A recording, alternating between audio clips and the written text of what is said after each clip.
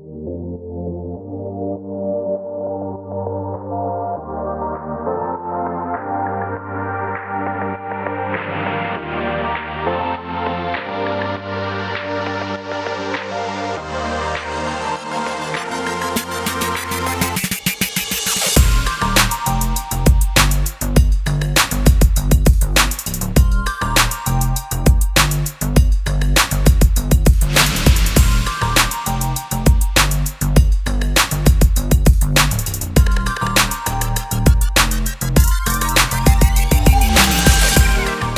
Viewers, welcome to Suman TV. బేసిక్గా sugar అనగానే చాలామంది భయపడతారు. అమ్మ బాబాయ్, చాలా యంగర్ ఏజ్ కదా, ఇంకా 25-26లోనే ఉన్నాం కదా, అప్పుడే షుగర్ వచ్చేసిందా నాకు, అసలు ఇంట్లో ఫ్యామిలీలో ఎవరికీ లేదే, అసలు నాకు షుగర్ ఎందుకు వచ్చింది అనే టెన్షన్ స్టార్ట్ అయిపోతూ ఉంటుంది. బట్ షుగర్ రావడానికి ఫ్యామిలీ బ్యాక్గ్రౌండ్ ఒక్కటే కాదండి. అంటే బేసిక్గా షుగర్ రావడానికి చాలా కైండ్ ఆఫ్ రీజన్స్ ఉన్నాయి. ఈరోజు నేను ఆ బుక్ చూసిన తర్వాత అమ్మ బాబాయ్, మనం కూడా అర్జెంటుగా వెళ్ళి ఫస్ట్ షుగర్ ఉందా లేదా చెక్ చేయించుకోవాలి. అంటే మన ఫ్యామిలీలో అంటే వారసత్వం నుంచి వస్తుందా లేదా, డాడీకి ఉందా, మదర్కి ఉందా, లేకపోతే అమ్మమ్మ తాతయ్యలకు ఉందా, సో దాన్ని బట్టి మనకు వస్తుందేమో వారసత్వం బట్టి అని అనుకోవడం కూడా రాంగే. షుగర్ అనేది ఎప్పుడు ఎలా వస్తుందో అది ఒక రిలేటివ్లా అన్ఎక్స్పెక్టెడ్గా కూడా వచ్చేయచ్చు మన బాడీలోకి. సో అసలు ఈ షుగర్ వల్ల ప్రాబ్లమ్స్ ఏంటి, ఎన్ని టైప్స్ ఆఫ్ షుగర్స్ ఉన్నాయి, అది నెగ్లెక్ట్ చేస్తే నిజంగానే మన ప్రాణానికి ప్రమాదమా అని ఇలాంటి క్వశ్చన్స్, చాలా డౌట్స్ అయితే నా దగ్గర చాలా ఉన్నాయి. సో ఈరోజు డయాబెటిక్ చాలా స్పెషలిస్ట్ అసలు ఇక్కడికి వచ్చిన తర్వాత ఒక షుగర్ అంటే ఒక డయాబెటిక్ హాస్పిటల్ ఇంత పెద్దది ఎందుకు ఉంది, బేసిక్గా ఇంత పెద్ద హాస్పిటల్ ఉండదు కదా, అది కూడా 50 బెడ్డెడ్ హాస్పిటలా, డయాబెటిక్ కూడా ఇంత హాస్పిటల్ ఉంటుందా అని కూడా నాకు అనిపించింది. సో నేనైతే ఈరోజు విజయవాడ వచ్చేసాను. సో ఈరోజు నాతో పాటు doctor K Venugopal Reddy sir ఉన్నారు. సో సార్తో మాట్లాడి, డాక్టర్ గారితో మాట్లాడి చాలా విషయాలు తెలుసుకోవాలి. Hello sir, welcome to Suman TV. నమస్తే అండి మనీషా గారు. నమస్తే సార్, నమస్తే ఎలా టు ఉన్నారు? Suman to viewers. అసలు ఈ షుగర్ అనేది ఫ్యామిలీ వారసత్వంలో లేకపోయినా కూడా ఫ్రెష్గా ఎందుకు వస్తుంది షుగర్ అనేది రీజన్ ఏంటి? అంటే ముఖ్యంగా డయాబెటీస్లో మనం మాట్లాడుకునేది టైప్ 2 డయాబెటీస్. ఈ షుగర్ చాలా కామన్గా ఎక్కువ మందిలో ఉండే షుగర్ని టైప్ 2 డయాబెటీస్ అంటాం. ఇది బేసిక్గా ఫ్యామిలీ హిస్టరీ స్ట్రాంగ్గా ఉన్నప్పుడు త్వరగా రావచ్చు. అంటే తల్లిదండ్రులకి, ఇంకా మన బ్లడ్ రిలేటివ్స్కి ఎక్కువ మంది ఉన్నప్పుడు. అలా లేకపోయినా కానీ మన ఎన్విరాన్మెంటల్ రిస్క్ ఫ్యాక్టర్స్ అంటాం. అంటే మన life style, unhealthy life style. ఇప్పుడు మనకు చూసినట్లయితే ఎక్కువ మంది సెడెంటరీగా ఉంటారు, పెద్ద ఫిజికల్ యాక్టివిటీ లేకుండా. అట్లాగే ఎక్కువ జంక్ ఫుడ్స్ తీసుకోవటం, దాంతోపాటు స్ట్రెస్ లెవెల్స్ ప్రజెంట్ జనరేషన్లో వాళ్ళకు ఉన్నటువంటి కాంపిటేటివ్ ఎగ్జామ్స్, లేదంటే వాళ్ళకున్న ప్రొఫెషన్లో వాళ్ళు బాగా ఎక్సెల్ అవ్వాలనే తపనతో ఎక్కువ స్ట్రెస్కి గురి అవటం. అట్లాగే పొల్యూషన్, మనం ఒకప్పుడు ఇది రిస్క్ ఫ్యాక్టర్గా అనుకునేవాళ్ళం కాదు, కానీ పొల్యూషన్ కూడా ఈ డయాబెటీస్ రావడానికి ప్రధానంగా ఎయిర్ పొల్యూషను దోహదపడుతుంది. అట్లాగే మరి వీటితో పాటు బ్లడ్ ప్రెషరు, కొలెస్ట్రాల్, ఇవి ఉన్నవారిలో కూడా డయాబెటీస్ వచ్చే రిస్క్ ఎక్కువగా ఉంటుంది. సో ఈ environmental risk factors, family history లేకపోయినా కానీ ఎక్సర్సైజ్ లేకుండా ఉండటము, బరువు ఓవర్ వెయిట్ ఉండటము, స్ట్రెస్ ఎక్కువగా ఉండటము, అట్లాగే ప్రాపర్ స్లీప్, ఇన్అడెక్వేట్ స్లీప్, నిద్ర లేకుండా ఉండటం. మనకి ఈరోజు ఈ ఎస్పెషలీ సాఫ్ట్వేర్ జాబ్స్లో కానీ, కాల్ సెంటర్స్లో కానీ ఇలా నైట్ టైం వర్క్ చేయటం, ఇవన్నీ కూడా ఎక్కువగా చూస్తున్నాం. అమెరికన్ టైమింగ్స్ ప్రకారం మన వాళ్ళు ఇక్కడ వాళ్ళ కోసం వర్క్ చేయటం, నైట్ నిద్రపోకుండా, దీని నుంచి కూడా మనకి బాడీలో స్ట్రెస్ హార్మోన్స్ పెరిగి డయాబెటీస్ రావడానికి కారణం అవుతుంది. సో వీటితో పాటు మనకి మరి ఏదైతే మనం డెవలప్మెంట్, ఇండస్ట్రియలైజేషన్, గ్లోబలైజేషన్ అని అనుకుంటున్నాం, దాని యొక్క ఇంపాక్ట్ కూడా ఈ డయాబెటీస్ రావడం అనేది ఎక్కువగా చూస్తున్నాం. సెడెంటరీగా ఆఫీస్కి వెళ్ళి కదలకుండా కూర్చునే జాబ్స్, ఎక్కువగా కూర్చునేటువంటి జాబ్స్. సో మన ట్రాన్స్పోర్టేషన్ కూడా అంతా వెహికల్స్లోనే, either car or bus, walking అనేది తగ్గిపోయింది. స్థూలకాయం వచ్చేసి డయాబెటిక్గా మారుతున్నారు. సో ఈ ఎన్విరాన్మెంటల్ రిస్క్ ఫ్యాక్టర్స్ వల్ల ఎక్కువ మందిలో డయాబెటీస్ వస్తుంది. జెనెటిక్ బ్యాక్గ్రౌండ్ ఉన్న వాళ్ళలో ఎర్లీగా వస్తుంది. చిన్న దెబ్బ తగిలినా కూడా అది చాలా పెద్దదిగా అయిపోవడం, మానకుండా ఉండడం. అంటే షుగర్ వచ్చిందా, మేబీ నీకేమైనా డయాబెటిక్ అటాక్ అయిందా, సో అందుకే తగ్గట్లేదేమో, ఎక్కువగా యూరిన్ వెళ్తున్నావు, షుగర్ ఏమైనా అటాక్ అయిందేమో, ఒకసారి చెక్ చేయించుకుంటే బాగుంటుంది అంటారు. అంటే నిజంగానే ఈ సిమ్టమ్స్ ఇంకా ఇవి కాకుండా ఇంకేమైనా గుర్తించవచ్చా మనం? డయాబెటీస్లో సిమ్టమ్స్, లక్షణాలు, వ్యాధి లక్షణాలు చూసినట్లయితే 50% ఆఫ్ ద పేషెంట్స్లో ఎటువంటి సిమ్టమ్స్ ఉండవు. వాళ్ళు ఏదో రొటీన్ చెకప్కి వెళ్ళినప్పుడు షుగర్ బయటపడుతుంది. జనరల్గా కొంతమంది ఇయర్లీ పీరియాడికల్ చెకప్కి వెళ్తారు, అప్పుడు షుగర్ బయటపడుతుంది. కొంతమందిలో హార్ట్ అటాక్, పెరాలసిస్, స్ట్రోక్ వచ్చినప్పుడు ఐసీయూకి వెళ్తారు. ఐసీయూకి వెళ్ళినప్పుడు అప్పుడు షుగర్ ఉన్నట్లు ఐడెంటిఫై అయింది, 300, 400. లేదంటే కొంతమంది సర్జరీస్ ముందు చెకప్కి వెళ్తారు, క్యాటరాక్ట్ సర్జరీస్, ఇట్లా డిఫరెంట్ సర్జరీస్ ఉన్నప్పుడు వెళ్తే బయటపడుతూ ఉంటుంది. ఈ 50% పీపుల్‌లో డయాబెటిస్ లక్షణాలు ఉండవు. అట్లాగే మేజర్ లక్షణాలు డయాబెటిస్‌లో ఎక్సెసివ్ థర్స్ట్, దాహం ఎక్కువగా వేయటం, ఆకలి ఎక్కువగా ఉండటం, అట్లాగే ఫ్రీక్వెంట్‌గా యూరినల్స్‌కి వెళ్ళటం, అట్లాగే కొంతమంది అన్‌ఎక్స్‌ప్లెయిన్డ్ వెయిట్ లాస్, కారణం లేకుండా బరువు తగ్గిపోతూ ఉంటారు. అట్లాగే దాంతో పాటు యూరినరీ ఇన్ఫెక్షన్స్ చాలా కామన్‌గా వచ్చేటువంటిది కూడా డయాబెటిస్‌లో లక్షణమే. పాస్కెళ్ళ దగ్గర ఇన్ఫెక్షన్స్ రావటం, అట్లాగే కాళ్ళలో ముఖ్యంగా ఈ బర్నింగ్ సెన్సేషన్, ప్రికింగ్, సూదులు పెట్టి పొడవటం, నమ్‌నెస్, ఇలాంటి లక్షణాలు ఉంటాయి. అండ్ ఒక డయాబెటిక్ వల్ల అంటే హార్ట్ స్ట్రోక్స్ రావడం కానీ, బ్లడ్‌లో కొలెస్ట్రాల్స్ సివియర్ అవ్వడం కానివ్వచ్చు. అండ్ టీబీ రావడం కానీ, థైరాయిడ్ అటాక్ అవ్వడం కానీ, లేదు అంటే గైనకల్ ప్రాబ్లమ్స్ షుగర్ వల్ల ఇంకా అటాక్ అవ్వడం కానీ. అండ్ అసలు అప్పటి వరకు షుగర్ లేని ప్రెగ్నెంట్ వుమెన్స్‌కి కూడా ప్రీ డయాబెటిక్ యాడ్ అవ్వడం కానీ, అంటే పాపం 0 డే బోర్న్ బేబీస్‌కి కూడా డయాబెటిక్ అటాక్ అవ్వడం కానీ, ఇవన్నీ చాలా జరుగుతూ ఉంటున్నాయి. అంటే ఇంకా ఇలాంటివి మాకు తెలియని విషయాలు ఇంకా ఉన్నాయా? లాంగ్ టర్మ్‌లో నెగ్లెక్ట్ చేసేవారిలో, షుగర్‌ని కంట్రోల్‌లో పెట్టుకోకుండా నెగ్లెక్ట్ చేసేవారిలో కాంప్లికేషన్స్ వస్తాయి. అందులో ఒకటి, కాళ్ళలో పుళ్ళు పడినప్పుడు అది మానకుండా ఎక్కువ రోజులు స్లోగా హీల్ అవ్వటం, లేదంటే మానకుండా కాంప్లికేట్ అవ్వటం. షుగర్ ఎక్కువ ఉన్నప్పుడు అది కాంప్లికేట్ అయ్యి కాలు పోయేదానికో, లేదంటే వేలు తీసేసేదానికో కారణమవుతుంది. అంటే డయాబెటిక్ అనేది అంత హెచ్ఐవి కన్నా చాలా ప్రమాదంగా ఉంది సార్ ఇది. నిజంగా డయాబెటిస్ మనకి ఆల్మోస్ట్ 543 మిలియన్స్ డయాబెటిక్స్ ఉన్నారు వరల్డ్ వైడ్‌గా. 543 మిలియన్స్. ఇది బై 2045కి 783 మిలియన్స్‌కి పెరుగుతుంది. 2045కి 783 మిలియన్స్ అంటే సుమారుగా ఇంకా 78 తగ్గే కోట్లు. ఛాన్సెస్ అయితే లేదు. ఇంకా పెరుగుతూనే ఉంటాయి. అంటే ఒక ఎగ్జాంపుల్ మనకి మన రోడ్లు చాలా విశాలంగా పెద్ద పెద్దయి అవుతున్న కొద్దీ మనకి యాక్సిడెంట్లు తగ్గుతున్నాయా? పెరుగుతున్నాయా? అంటే మేబీ పెరుగుతున్నాయి అని అనుకోవచ్చు. ఎందుకు?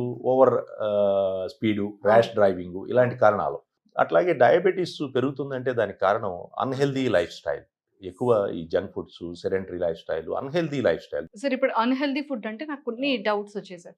అంటే వైట్ రైస్ అవాయిడ్ చేయడం వల్ల డయాబెటిక్ అనేది తగ్గుతుందా? అంటే కంట్రోల్‌లోకి వస్తుందా? వైట్ రైస్ అనేది బేసిక్‌గా కార్బోహైడ్రేట్. ఈ కార్బోహైడ్రేట్‌ని గనక మనం తగ్గిస్తే జనరల్‌గా షుగర్ లెవెల్స్ త్వరగా తగ్గుతాయి. అంటే ఒకప్పుడు 60 ఏజ్ అంటే 60స్‌లోకి 70స్, 70. 50స్‌లోకి వెళ్తే వాళ్ళు తినేది ఆ ఒక్క వైట్ రైసే. కరెక్ట్. అంటే పెరుగన్నం కానివ్వచ్చు, లేకపోతే Yes. నైట్ అంతా వాటర్‌లో సోక్ చేసి ఆ రైస్ మార్నింగ్ తినేటప్పుడు Yes. అంటే అదంతా హెల్తీగా ఉండేది కదా! Correct. ఏజ్‌తో సంబంధం లేకుండా 90 ఇయర్స్, 100 ఇయర్స్ బతికే వాళ్ళు కూడా ఉన్నారు ఆ yes, టైంలో. కరెక్ట్. మీరన్నట్లు 1950స్, 60స్‌లో మరి ఇంత రైస్ తినేవాళ్ళు కదా! వాళ్ళకెందుకు డయాబెటిస్ రాలేదని. So, that is a very good valid point. ఏంటంటే, ఆ రోజు ఫిజికల్ యాక్టివిటీ బాగా ఉండేది. ప్రతి ఒక్కరు ఇంత బాగా జంక్ ఫుడ్ పనిచేసేవాళ్ళు. ఉండేది కాదు. జంక్ ఫుడ్ ఉండేది కాదు. Plus physical activity. మీరు యెస్. ఆ రోజు నిజంగా రైస్ ఎక్కువ తినేవారు కదా! అవును. మన గ్రాండ్ పేరెంట్స్ గాని 3 పూట్ల తినేవాళ్ళు. 3 పూటలా తినేవాళ్ళు, బాగా పనిచేసేవాళ్ళు. రైస్ అనేది మనకి కార్బోహైడ్రేట్ ఎక్కువ ఉంటుంది కాబట్టి దాని నుంచి మరి త్వరగా షుగర్ లెవెల్స్ షూట్ అప్ అవ్వడం. వైట్ రైస్ ఎస్పెషల్లీ బాగా పాలిష్ చేసినటువంటి దానిలో ఈ ఫైబర్ కంటెంట్ తగ్గిపోతుంది. దాని నుంచి షుగర్ స్పీడ్‌గా డైజెస్ట్ అయ్యి బాడీలోకి గ్లూకోజ్ పెరుగుతుంది. అందువల్ల ఈ వైట్ రైస్ తిన్నప్పుడు షుగర్ చాలా ఎక్కువ పెరుగుతుంది. దాన్ని తగ్గించినట్లయితే ఆ మనకి ప్లేస్‌లో ఏ రైస్‌ని తినొచ్చండి? దాని బ్రౌన్ రైస్ బ్రౌన్ ఓకేనా? రైస్ గాని, లేదంటే మిల్లెట్స్, కాంప్లెక్స్ కార్బోహైడ్రేట్స్ అంటాం. హ్మ్. అంటే పాలిష్ తక్కువ పట్టినటువంటి ఆహార పదార్థాలు. పీచు పదార్థం, ఫైబర్ ఎక్కువ ఉండే డైట్ అంటే మిల్లెట్స్, రాగులు, కొర్రలు, జొన్నలు, సజ్జలు, ఇలాంటి వాటిని. అవి కూడా క్వాంటిటీ లిమిటెడ్‌గా తినాలి. అంతేగాని అవి మంచిది కదా అని క్వాంటిటీ ఎక్కువ తింటే అల్టిమేట్‌గా అవి కూడా కార్బోహైడ్రేట్సే కాబట్టి షుగర్ పెరిగిద్ది. So, quantity important. ఫ్రూట్స్ దగ్గరికొచ్చేస్తే. ఫ్రూట్స్ అనేది చాలా న్యాచురల్‌గా అది ట్రీ నుంచి మనకి దాని నుండి వస్తూ ఉంటుంది. బట్ అంటే ఈ ఫ్రూట్స్ తిన్నా కూడా ఈ డయాబెటిక్ అటాక్ అవుతుంది అని మనం ఎక్కువగా వింటూ ఉంటాం. ఫ్రూట్స్‌లో కూడా షుగర్ ఉన్న పేషెంట్స్ కానీ, లేదు అంటే ఎర్లీ ఏజెస్‌లో స్టార్టింగ్ షుగర్ స్టార్ట్ అయ్యేటప్పుడు కానీ ఆహ్, ఈ ఫ్రూట్ తింటే ఇందులో షుగర్ కంటెంట్ ఎక్కువ ఉంటుంది. స్వీట్ కంటెంట్ ఇది ఎక్కువ ఉంటుంది. బట్ ఇది అవాయిడ్ చేస్తే మంచిది అంటారు. బట్ డయాబెటిక్ ఉన్నవాళ్ళు కానీ, స్టార్టింగ్ ఎర్లీ స్టేజెస్‌లో ఉన్నవాళ్ళు ఏ ఫ్రూట్స్ తినొచ్చు? ఏ ఫ్రూట్స్‌ని అవాయిడ్ చేయాలి? షుగర్ రావడానికి ఫ్రూట్స్ కారణం కాదు. హ్మ్. ఏదైనా ఓవర్‌గా తినటం, ఈ క్యాలరీస్ ఎక్కువై బరువు పెరగటం, జెనెటిక్ బ్యాక్‌గ్రౌండ్, ఇవి కారణాలు. బట్ డయాబెటిస్ వచ్చిన తర్వాత హ్మ్. కొన్ని రకాల ఫ్రూట్స్ అంటే హై గ్లైసెమిక్ ఇండెక్స్ అంటాం. అంటే బాగా స్వీట్‌గా ఉంటాయి. అవి తినగానే షుగర్ చాలా స్పీడ్‌గా పెరిగిద్ది. ఎస్పెషల్లీ అంటే మనకి అంటే తినాల్సిన ఫ్రూట్స్ ఏంటనేది చూద్దాం. హ్మ్. బేసిక్‌గా గోవా, జామకాయ, హ్మ్. అట్లాగే బొప్పాయి, హ్మ్. అలాగే మరి యాపిల్, అలాగే సిట్రస్ ఫ్రూట్స్, ఆరెంజ్ ఇవి తీసుకోవచ్చు. అట్లాగే మరి నేరేడు పళ్ళు, మ్మ్.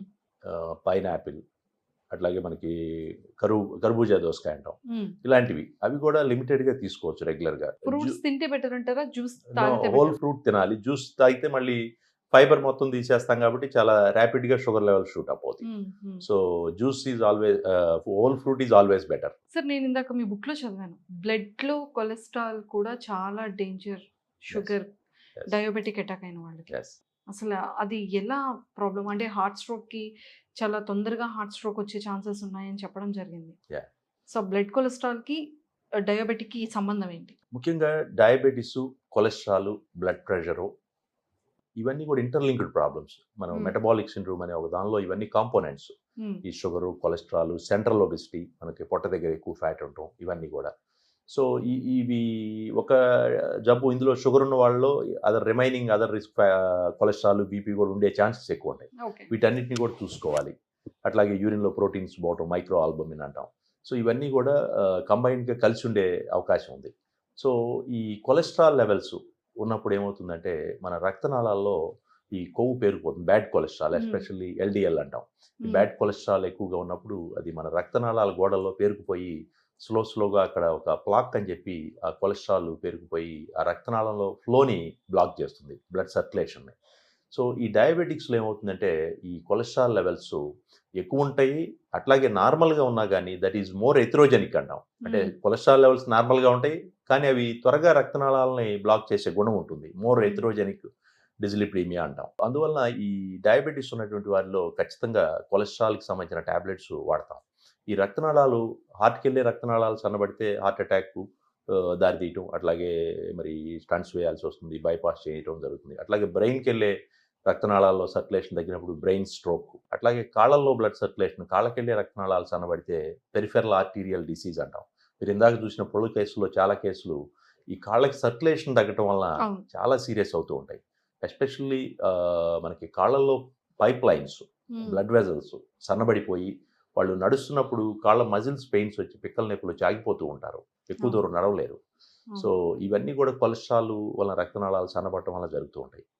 అట్లాగే మరి కంటి లోపల కూడా కొలెస్ట్రాల్, రక్తనాళాల్లో కొలెస్ట్రాల్ లీక్ అయ్యి కంట్లో కూడా చూపు, రెటినోపతి, డయాబెటిక్ రెటినోపతిలో కూడా ఈ కొలెస్ట్రాల్ యొక్క రోల్ ఉంది. ఇట్లా ప్రతి పార్ట్ లో కూడా మనకి షుగరు కంప్లీట్ గా మన బాడీలో ఉన్న ఆర్గన్స్ ప్రతి అన్నిటికీ ఆర్గాన్స్ లో కూడా కూడా ఈ ఎఫెక్ట్ డయాబెటిక్ చూపిస్తుంది. అనేది చాలా అటాక్ అవుతుంది. డయాబెటీస్ ని మనం ముఖ్యంగా వాస్కులర్ డిసీజ్ అంటాం, అంటే రక్తనాళాల జబ్బు. సో ఈ హై షుగర్ వల్ల ఏమవుతుందంటే ప్రతి పార్ట్ లో ఉన్నటువంటి మైక్రో సూక్ష్మ రక్తనాళాలు, పెద్ద రక్తనాళాలు, మ్యాక్రో వెజల్స్, ఇవి రెండు కూడా డ్యామేజ్ అవుతాయి. ఈ పెద్ద రక్తనాళాలు డ్యామేజ్ అవటం వల్ల వచ్చే వాటిని హార్ట్ అటాక్, పక్షవాతం, కాళ్ళల్లో పెరిఫెరల్ ఆర్టీరియల్ డిసీజ్ అంటాం. అలాగే మైక్రో యాంజియోపతి, సూక్ష్మ రక్తనాళాలు దెబ్బతినటం వల్ల వచ్చే వాటిని రెటీనా, కన్ను లోపల రెటినోపతి, డయాబెటిక్ రెటినోపతి అంటాం. అట్లాగే కిడ్నీలో డయాబెటిక్ నెఫ్రోపతి అంటాం. అట్లాగే కాళ్ళలో నర్వ్స్కి సర్క్యులేషన్ తగ్గితే డయాబెటిక్ న్యూరోపతి అంటాం. ఇలా ఈ రక్తనాళాలకు సంబంధించినటువంటి జబ్బుగా మనం డయాబెటీస్ ని చెప్పవచ్చు. సార్ ఎక్కువగా యూరిన్ ఇన్ఫెక్షన్స్ కూడా వస్తుందని వినడం జరిగింది. అంటే మెయిల్ ఆర్ ఫీమేల్ బోత్ కూడా. అంటే ఈ డయాబెటిక్ ఉండడం వల్ల అంటే యూరిన్ ఇన్ఫెక్షన్ ఎక్కువగా వస్తుంది. డయాబెటీస్ లో ఇన్ఫెక్షన్స్ కూడా కంట్రోల్ లేని వారిలో చాలా తరచుగా వస్తూ ఉంటాయి. ఈ అన్కంట్రోల్ డయాబెటీస్ అంటే షుగర్ జనరల్గా HbA1c బిలో 7 మెయింటైన్ చేయాలని చెప్తాం, 3 months యావరేజ్. ఎవరైతే డయాబెటీస్ని కంట్రోల్లో లేకుండా HbA1c 8, 9, 10 అంతకంటే ఎక్కువ మెయింటైన్ చేసే వాళ్ళు ఉంటారు.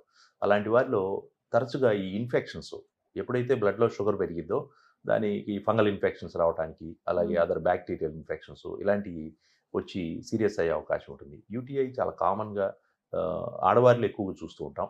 ఆ ఇన్ఫెక్షన్ యూరినరీ ట్రాక్లోంచి పైకి వెళ్ళి యూరినరీ బ్లాడర్లో మనకి మూత్రాశయం, ఆ యూరినరీ బ్యాగ్ ఏదైతే ఉందో దానిలో ఇన్ఫెక్షన్ ఉంటుంది. అక్కడి నుంచి పైకి వెళ్ళి కిడ్నీస్లోకి వెళ్ళి కొన్నిసార్లు పైలోనెఫ్రైటిస్ అనే ఒక ఇన్ఫెక్షన్, కిడ్నీలో చీమబట్టడం, చలి జ్వరం రావడం జరుగుతుంది.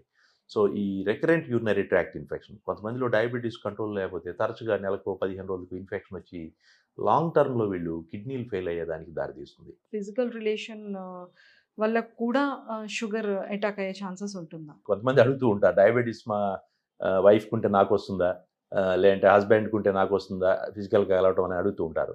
డయాబెటీస్ అనేది అంటువ్యాధి కాదు, it is not a contagious disease. అది లైఫ్ స్టైల్ వలన వచ్చే జబ్బే కానీ ఒకరి నుంచి ఒకరికి మనకి జలుబు దగ్గులాగా అంటువ్యాధి కాదు.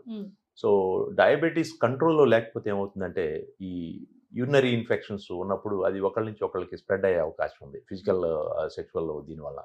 అందువల్ల డయాబెటీస్ ఈ మధ్య ఇలాంటి ఇష్యూస్ కూడా మేము కొన్ని చూస్తున్నాం. ఒకప్పుడు డయాబెటీస్ ఓల్డ్ ఏజ్లో వచ్చేది, హ్మ్.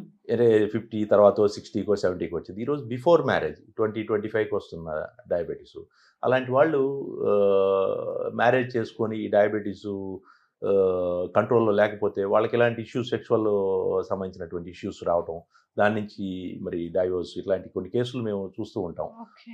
అందువల్ల డయాబెటీస్ కంట్రోల్లో లేకుండా ఉన్నప్పుడు యూరినరీ ట్రాక్ట్ ఇన్ఫెక్షన్స్ వచ్చి అది ఇద్దరికీ ఇబ్బందే, వైఫ్ అండ్ హస్బెండ్ ఇద్దరికి. సో జెంట్స్లో కూడా ఎక్కువగా ఏంటి అంటే ఈ స్మోక్ అండ్ ఆల్కహాల్ అలవాటు ఉన్న వాళ్ళు కూడా ఎక్కువగా డయాబెటిక్స్ అనేది చాలా ఎక్కువ అటాక్ ఉండడం వల్ల అది కూడా డేంజర్ అని ఉంది మీ దాంట్లో. ఎస్, సో దాని గురించి ఏం చెప్తారు? స్మోకింగ్ అండ్ ఆల్కహాల్ రెండింటి వలన కూడా డయాబెటీస్ వస్తుంది.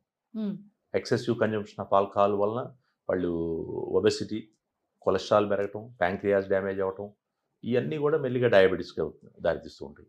లేదంటే కొంతమంది ప్యాంక్రియాటైటిస్ అని ఈ ప్యాంక్రియాస్ డ్యామేజ్ అయ్యి డయాబెటిక్గా మారుతారు, పూర్తిగా ఇన్సులిన్ డిపెండెంట్ డయాబెటిక్గా మారుతారు.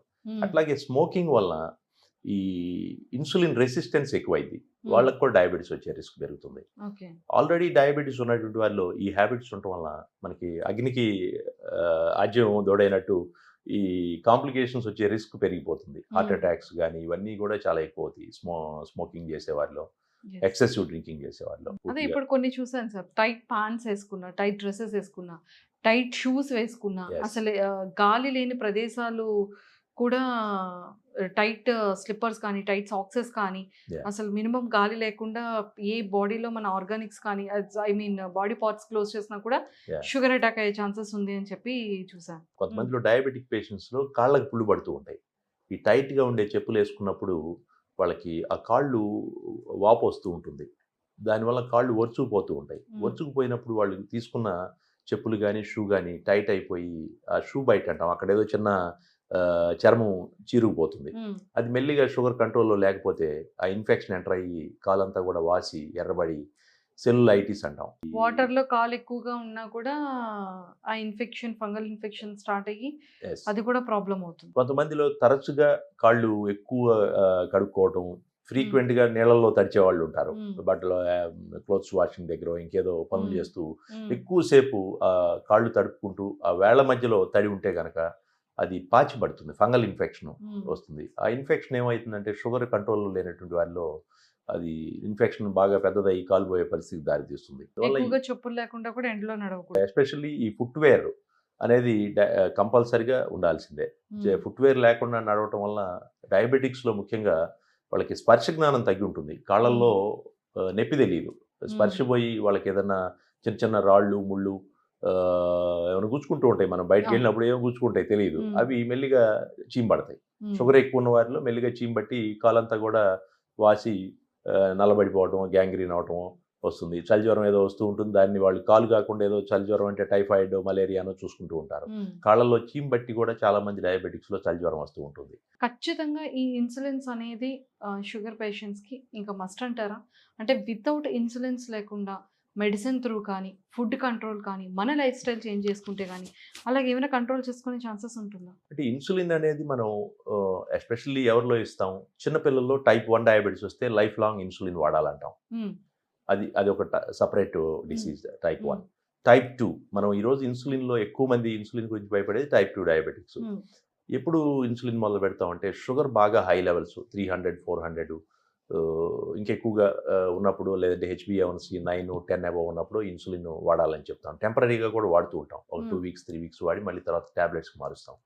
అట్లాగే ఇన్ఫెక్షన్స్ వచ్చినప్పుడు మన బాడీలో యూరినరీ ట్రాక్ట్ ఇన్ఫెక్షన్ వచ్చి వాళ్ళకి జ్వరం వస్తూ ఉంటుంది తరచుగా, లేదంటే వామిటింగ్స్, విరోచనాలు, గ్యాస్ట్రోఎంట్రైటిస్, ఇలాంటి కండిషన్లో ట్యాబ్లెట్స్ ఇచ్చినా వాళ్ళకి ఆ సిమ్టమ్స్ తగ్గవు, అందుకని టెంపరీ ఇన్సులిన్స్ వాడతాం.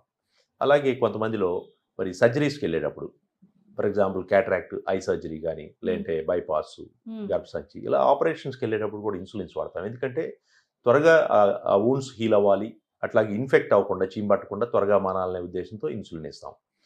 అట్లాగే కొంతమందికి కిడ్నీస్ డ్యామేజ్ అయిన వాళ్ళు, లివర్ ప్రాబ్లం ఉన్నటువంటి వాళ్ళు ట్యాబ్లెట్స్ వల్ల కొంత నష్టం జరుగుతుందనే ఉద్దేశంతో ఇన్సులిన్స్ వాడతాం. ఇలా మనం ఇన్సులిన్ అనే దాన్ని బేస్డ్ ఆన్ ది కండిషన్, ఆ వ్యక్తికి ఎందుకు ఇవ్వాలి అనుకుంటున్నాం అనే దాన్ని బట్టి ఎంతకాలం అనేది ఆధారపడి ఉంటుంది. ఓకే. అంతేగాని ఒకసారి ఇన్సులిన్ మొదలు పెడితే లైఫ్ లాంగ్ అనేది అపోహ. ఓకే. చాలా కేసుల్లో షుగర్ బయటపడే రోజే చాలా హై లెవెల్స్‌తో వచ్చినప్పుడు స్టార్టింగ్‌లోనే ఒక 10 రోజుల్లో, 15 రోజులు ఇచ్చి తర్వాత టాబ్లెట్స్‌కి మారుస్తాం.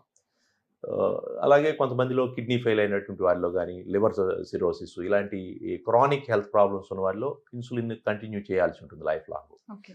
అందువల్ల ఇన్సులిన్ అనేది వాళ్ళ యొక్క హెల్త్ కండిషన్ బట్టి it's maybe temporary insulin or long time వేసుకోవాల్సిన అవసరం ఉంటుంది. సార్ వన్స్ షుగర్ అటాక్ అయిన తర్వాత బాడీకి అది పోయే ఛాన్సెస్ ఉంటుందా? ఇంకా లైఫ్ టైమ్ ఈ షుగర్ అనేది మెడిసిన్ త్రూ కంట్రోల్ చేసుకుంటూ ఉండాల్సిందేనా? ఈ మధ్య కాలంలో కూడా చాలా మంది రివర్సల్ ఆఫ్ డయాబెటిస్ అనేది యెస్. అంటే లైక్ డైట్ ఇది చేస్తే ఇంక మళ్ళీ మనం రివర్స్ చేసేయొచ్చు. ఆ, షుగర్ రాదు. అండ్ అవును, ఈ పౌడర్ యూజ్ చేస్తే ఇంకా షుగర్‌కి కరెక్ట్, కంప్లీట్‌గా చెక్ పెట్టేయొచ్చు. అవునండి, లేకపోతే ఇంకా అసల ఇంకా లైఫ్ టైమ్ ఇంకా షుగర్ అనేది ఇంకా మళ్ళీ మీ బాడీకి రాదు yes, అని ఇలాంటివి ఎక్కువగా వింటూ వింటూ ఉంటున్నాం. ఉంటాం, సో కరెక్ట్. అది ఎంతవరకు కరెక్ట్ అంటారు? ఏదైనా మనం పబ్లిక్ ఈజీగా చేయటానికి అవకాశం ఉన్న వాటి ద్వారా తగ్గేటట్లయితేనే అది సాధ్యమైంది తప్పితే మనం అంటే చాలా డిఫికల్ట్ ప్రాసెస్లు కష్టమైనవి చెప్తే అది టెంపరీ ఫినామినన్. ఇప్పుడు ఫర్ ఎగ్జాంపుల్ మనం ఈ డైట్ చేస్తే తగ్గుతుంది అంటాం. మేబీ కార్బోహైడ్రేట్ పూర్తిగా మానేసి కొన్ని రోజులు చేసినప్పుడు తగ్గిద్ది. మనం కార్బోహైడ్రేట్ పూర్తిగా తీసేసి ప్రోటీను ఫ్యాట్ తీసుకుంటూ ఉంటే కొన్ని రోజులు తగ్గిపోతుంది. బట్ అది లైఫ్ లాంగ్ మనం చేయటం ఇట్స్ ఎ డిఫికల్ట్ ప్రాసెస్. అందువల్ల అలాంటివి అంటే వాటికి నిజంగా ఎంతవరకు దానికి సైంటిఫిక్ ఎవిడెన్స్ ఉంది అనేది చూడాలి. బట్ ఏదైనా మీకు నిజంగా ఎవరో పక్కన వాళ్ళు చెప్పినప్పుడు ఇది చేసినప్పుడు నాకు తగ్గిపోయిందని చెప్పి నాకు అట్రాక్ట్ అవుతాం. అది చేసేటప్పుడు మీరు ఖచ్చితంగా బ్లడ్ షుగర్ లెవెల్స్‌ని మానిటరింగ్ చేసుకుంటూ, పీరియాడికల్ చెక్ చేసుకుంటూ, ఎప్పుడైతే షుగర్ కంట్రోల్ అవ్వకుండా పెరుగుతుందో ఇమ్మీడియేట్‌గా మీ డాక్టర్ గారిని కలిసి దాని గురించి అడ్వైస్ తీసుకోవాలి. అండ్ ఇంకొకటి ఏంటంటే చాలా మందికి అవేర్‌నెస్ లేనిది ఏంటి అంటే ఇంట్లో మన ఫ్యామిలీలో ఎవరికో ఒకరికి షుగర్ ఉన్న వాళ్ళకి రెగ్యులర్‌గా టెస్ట్ అనేది చేస్తారు. అవును. సో అలాగే యంగర్ పిల్లలు కూడా అంటే యంగర్ యూత్ కూడా స్టార్ట్ చేసేస్తారు. అవును. కానీ షుగర్ అనేది ఏ నెంబర్‌తో ఉంటేనే ఇది మనకి డయాబెటిక్ అటాక్ అయింది, షుగర్ అటాక్ అయింది. Yes. అది ఆ ఫిగర్ అనేది చాలా మందికి తెలీదు. Yeah. అండ్ ఏదైనా సరే టెస్ట్‌కెళ్ళేటప్పుడు కూడా, ల్యాబ్స్‌కెళ్ళేటప్పుడు కూడా ఎన్ని hours before without food fasting Fasting. ఉండాలి. Yes. కరెక్ట్‌గా ప్రాపర్ టెస్ట్ ఏ టైంకి చేయించుకోవాలి అనే అవేర్‌నెస్ కూడా లేదు. మనం ఆహారంతో సంబంధం లేకుండా రోజులు ఏదో ఒక టైంలో ఒక బ్లడ్ షుగర్ ఏదో ఈవినింగ్ 6కో 7కో వెళ్ళి బ్లడ్ ఇవ్వటం, లేదంటే మధ్యాహ్నం ఇవ్వటం ఇట్లా చేస్తూ ఉంటారు. ర్యాండమ్ బ్లడ్ షుగర్ అంటాం. అది 200 మిల్లీగ్రామ్స్ కంటే ఎక్కువ ఉంటే డయాబెటీస్ వచ్చినట్లుగా చెప్పొచ్చు. ఓకే. దాంతోపాటు వాళ్ళకి ప్రీ డయాబెటిక్ అంటాం. డయాబెటీస్ రావటానికి ముందు దశ. ఈ ఫాస్టింగ్ లెవెల్ 120 మిల్లీగ్రామ్స్ 126కి 100కి 126కి మధ్యలో ఉంటే ఫాస్టింగ్ అది ప్రీ డయాబెటిక్ అంటాం. అట్లాగే మనకి టిఫిన్ చేసినాక కానీ భోంచేసినాక కానీ ఉండే సెకండ్ వాల్యూ 140 నుంచి 200 మిల్లీగ్రామ్స్ లోపు ఉంటే దాన్ని ప్రీ డయాబెటిక్ స్టేజ్ అని చెప్పొచ్చు. ఓకే. అలాగే HbA1c 5.6 నుంచి 6.5 లోపు ఉంటే వాళ్ళకి ప్రీ డయాబెటిక్ అంటే డయాబెటీస్ వచ్చే అవకాశం ఉంది అని అంటాం. అంటే మనం just we're seeing the tip of the iceberg. అవును. ఓన్లీ డయాబెటీస్ చాలా తక్కువ నెంబర్ని మనం తెలుసుకుంటాం. బట్ అన్డిటెక్టెడ్ కేసెస్ చాలా ఎక్కువగా ప్రీ ప్రీ డయాబెటిక్ కానీ అన్డిటెక్టెడ్ కేసెస్ కానీ చాలా ఎక్కువ సైలెంట్గా సమాజంలో ఉన్నాయి. సరే అసలు డయాబెటిక్ లేదు అనే ఫిగర్ ఎంత ఉంటుంది? డయాబెటీస్ లేదంటే మనం అదే ఇప్పుడు చెప్పుకున్న వాటిలో ఫాస్టింగ్ 100 మిల్లీగ్రామ్స్ కంటే తక్కువ ఉండాలి. అట్లాగే పోస్ట్ ప్రాండియల్ టిఫిన్ తిన్నాక కానీ భోంచేసినాక కానీ 140 మిల్లీగ్రామ్స్ కంటే తక్కువ ఉండాలి. అట్లాగే HbA1c 5.6 లోపు ఉండాలి. ఇలా ఉంటే డయాబెటీస్ లేదు నార్మల్ అని అనుకోవచ్చు. సో అఫ్ కోర్స్ డయాబెటీస్ ఒకవేళ మన రీడింగ్స్లో బోర్డర్ లైన్లో ఉన్నట్టు ప్రీ డయాబెటిక్ ఉన్నట్టు ఎర్లీ స్టేజ్లో ఉన్నట్టు వచ్చినా కానీ పెద్ద ప్యానిక్ అవ్వాల్సింది ఏమి లేదు. దాన్ని with simple life style modification without medication, regular exercise, diet కొంచెం స్ట్రిక్ట్గా వెయిట్ పెరగకుండా చూసుకోవటం, ఇలాంటి సింపుల్ మెజర్స్తో మనం డయాబెటీస్ని రివర్స్ చేయొచ్చు. విజయవాడలో ఇంత పెద్ద హాస్పిటల్, అది కూడా షుగర్ పేషెంట్స్ కోసం 50 బెడెడ్ హాస్పిటల్. ఎందుకు ఇంత పెద్దది? డయాబెటిక్ కూడా ఇంత హాస్పిటల్ ఉండాలా అనేది అందరిలో ఒక క్వశ్చన్. దీనికి ఏం చెప్తారు ఆన్సర్? ముఖ్యంగా డయాబెటీస్ అనేది ఒకసారి వస్తే మీరు అన్నారు లైఫ్ లాంగ్ ఉంటుందని. ఒక పేషెంట్తో మనకి ఒక లాంగ్ జర్నీ ఉంటుంది. మేబీ 15, 20, 30, 40 ఇయర్స్ జర్నీ ఉంటుంది. సో ఈ జర్నీలో ఆ పేషెంట్ మనం డయాబెటీస్ అన్నీ చూసుకుంటూ వస్తూ ఉంటాం. వాళ్ళకి తరచుగా ఏదో ఒక ప్రాబ్లం వస్తూ ఉంటుంది. ఫర్ ఎగ్జాంపుల్ వైరల్ ఫీవర్ వచ్చిందనుకోండి, అప్పుడు వాళ్ళు సిక్ అవుతారు. ఈ షుగర్ పేషెంట్స్లో ఏమవుతుందంటే కొన్నిసార్లు షుగర్ డౌన్ అయిపోయి లో షుగర్ అవటం, షుగర్ ఫ్లక్చుయేషన్స్తో కొంచెం ఇబ్బందిగా ఉంటుంది, హాస్పిటలైజేషన్ అవ్వాల్సిన పరిస్థితి వస్తుంది. అలాగే gastroenteritis, very common infection, loose motions, vomitings ఇలాంటివి వచ్చినప్పుడు కొంతమంది షుగర్ డౌన్ అయ్యి కోమాలో వస్తారు. మన పేషెంట్ సడన్గా అలా జరిగిందనుకోండి, మన దగ్గరికి తీసుకొస్తే ఇక్కడ కాదని ఎటో పంపిస్తాం. అవును. ఇవన్నీ కూడా మన దగ్గర under one roof, total diabetes care under one roof అనే కాన్సెప్ట్తో ఒక 20 సంవత్సరాల క్రితం స్టార్ట్ చేశాం. సార్ ఇన్ని ఇయర్స్గా జనాల్లో అవేర్నెస్ రావడానికి ఎన్నో ప్రోగ్రామ్స్ కండక్ట్ చేశారు. Yeah. అంటే ఎన్ని ఇయర్స్ నుంచి మీరు అసలు ఈ షుగర్ పేషెంట్స్తో ఫైట్ చేస్తున్నారు మీరు? Fighting. ఆల్మోస్ట్ నేను 22 ఇయర్స్, ఓకే. విజయవాడ వచ్చి ఆల్మోస్ట్ ఒక 18-19 ఇయర్స్ అవుతుంది. సో ఈ డయాబెటీస్లో ప్రధానంగా నేను ఫేస్ చేసింది, మనం పెద్ద పెద్ద సెంటర్స్లో హైదరాబాద్లోనో, బాంబేలోనో, లేకపోతే మెడ్రాస్లో ప్రాక్టీస్ చేసేటప్పుడు దట్ ఈస్ డిఫరెంట్ ఇది. ఎందుకంటే ఎక్కువ ఎడ్యుకేటెడ్ పీపుల్, అవేర్నెస్ ఉండి వస్తారు. బట్ స్మాల్ సిటీస్కి వచ్చినప్పుడు, విలేజెస్ నుంచి వచ్చేవాళ్ళు, వీళ్ళందరిలో అవేర్నెస్ లేక మనకి డయాబెటీస్లో ఈరోజు అంటే మనకి సోషల్ మీడియా వీటన్నిటిలో చాలా మందికి ఈజీ అయింది. ఒక 20-25 ఇయర్స్ బ్యాక్ వాళ్ళలో HbA1c అంటే తెలియదు. చాలా మంది షుగర్ కోసం వచ్చి డాక్టర్ షుగర్ చూడండి ఇంకేం వద్దనేవాళ్ళు. HbA1c కూడా చాలా ఇంపార్టెంట్ షుగర్ టెస్ట్ అనేది తెలియదు. ఆ టెస్ట్ లేకుండా మనం బ్లైండ్గా ట్రీట్ చేయడమే. నిజంగా డయాబెటీస్ కంట్రోల్ ఎంత ఉందో మనకు తెలియదు. సో అందుకని వీటన్నిటి మీద అవేర్నెస్ క్రియేట్ చేయడం చాలా ఇంపార్టెంట్ అనే దీంతో గత 20 సంవత్సరాల నుంచి కూడా ఎస్పెషల్లీ స్కూల్స్, దాదాపు 1000కి పైకి స్కూల్స్లో 10 లక్షల మంది స్టూడెంట్స్ని డయాబెటీస్ మీద అవేర్నెస్ ఎస్ఏ రైటింగ్స్ పెట్టడం. ఎవ్రీ ఇయర్ November 14th ఒక పెద్ద ఈవెంట్, ఒక 50,000 మంది పిల్లలతో ఎస్ఏ రైటింగ్స్ రాయించి డయాబెటీస్ మీద అవగాహన. ఒకసారి ఒక ఇంట్లో ఒక చిన్నపిల్లాడికి డయాబెటీస్ మీద అవగాహన వచ్చిందంటే కనీసం ఒక 5గురికి అవేర్నెస్ వచ్చింది. వాళ్ళ father, mother, grand parents, sugar, heart attacks, sugar neglect చేస్తే ఏమవుతుంది, లో షుగర్ అయితే ఏమవుతుంది, ఇలాంటి సింపుల్ ఇవన్నీ కూడా వాళ్ళ అవగాహన పెంచుకుంటూ వచ్చాను. అట్లాగే దాదాపు 5,000 క్యాంప్స్, అవేర్నెస్ క్యాంప్స్ కానీ, అట్లాగే radio programmes, hello doctor, live question and answers. అంటే ఒక అవేర్నెస్ ఉన్న వ్యక్తికి, అవేర్నెస్ లేని వ్యక్తికి డిఫరెన్స్ ఏంటంటే, అవేర్నెస్ ఉన్న వ్యక్తి ముందుగానే జాగ్రత్త పడి కేర్ తీసుకుంటే ఎక్స్ట్రా 10 ఇయర్స్ ఆరోగ్యంగా జీవించగలుగుతాడు. మనకి డయాబెటీస్ రాగానే ఏదో 10 ఏళ్ళు ముందు చనిపోతారు అని అనుకునేవాళ్ళం ఒకప్పుడు. అది నిజం కాదు. డయాబెటీస్ వస్తే దాన్ని మంచి కంట్రోల్లో పెట్టుకుంటూ పీరియాడికల్ చెకప్లో ఉండి ఇంకా ఎక్స్ట్రా 10 ఏళ్ళు బతకొచ్చని ఎంతోమంది పేషెంట్స్ ప్రూవ్ చేశారు. డయాబెటీస్ని మోర్ దాన్ 50, వాళ్ళ హాఫ్ ఆఫ్ ది లైఫ్ డయాబెటీస్ని మేనేజ్ చేశారు.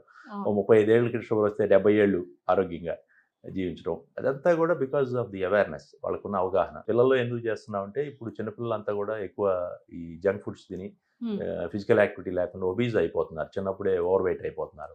ఒక్కోసారి బాగా బాధ కలిగించే విషయం ఏంటంటే, ఫాదరు ఇంటర్మీడియట్ చదివే పాపను తీసుకొని ఇద్దరు డయాబెటీస్ చెకప్ వస్తారు.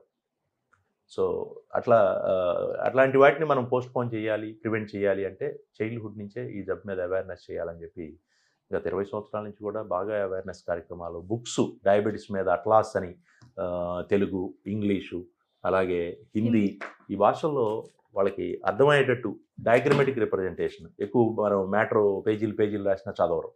సో ఈజీగా ఒక బొమ్మ చూస్తే మనకి ఓ 10 పేజీల్లో మ్యాటర్ అర్థమయ్యేటట్టు డయాగ్రమెటిక్ రిప్రజెంటేషన్తో బుక్స్ని తయారు చేయటం, వీటి ద్వారా ప్రజల్లోకి అవేర్నెస్ తీసుకెళ్ళడం జరిగింది. Thank you sir, thank you so much and nice talking to you. Thank you అండి, thank you to the viewers, thank you Suman TV. Thank you sir. So చూసారు కదా, సార్ అనేది డయాబెటిక్స్ మీద ఎంత ప్రాపర్గా, ఎంత క్లీన్ అండ్ క్లియర్గా చెప్పారనేది మనందరికీ అర్థమైంది. బట్ మన లైఫ్ స్టైల్ కనుక మన నిజ జీవితంలో మన లైఫ్ స్టైల్ని ఒక్కటి చేంజ్ చేసుకుంటే మనం 60 ఇయర్స్ బతికే వాళ్ళం కాస్త 75 ఏజ్ హ్యాపీగా బ్రతకొచ్చు అని చెప్పారు. బట్ వీటన్నిటికన్నా ముందు ఏంటి అంటే, చాలా చిన్నప్పటి నుండి కూడా మనం తీసుకునే ఫుడ్ కానివ్వచ్చు, మన ఫిజికల్ యాక్టివిటీస్ అనేది ఎంత ప్రాపర్గా ఉంటే మన లైఫ్ స్టైల్ కూడా అంత బాగుంటే మన హెల్తీ కూడా అంతే బాగుంటుందని చెప్పారు. సో ఎవరైనా సరే షుగర్తో బాధపడుతున్న వాళ్ళు ఎవరైనా కానీ ఏ టెస్ట్ చేయించుకోవాలన్నా, ఎలాంటి ఎమర్జెన్సీస్ ఉన్నా, ఎలాంటి ప్రాబ్లం ఫేస్ చేసినా కూడా విజయవాడ అండ్ విజయవాడకి నియర్ బై ఎలాంటి సిటీస్ వాళ్ళు అయినా సరే కింద స్క్రోల్ అవుతున్న కాంటాక్ట్ నెంబర్కి ఇప్పుడే కాంటాక్ట్ అవ్వచ్చు, డైరెక్ట్గా హాస్పిటల్కి రావచ్చు, ట్రీట్మెంట్ కూడా తీసుకోవచ్చు. Thank you so much.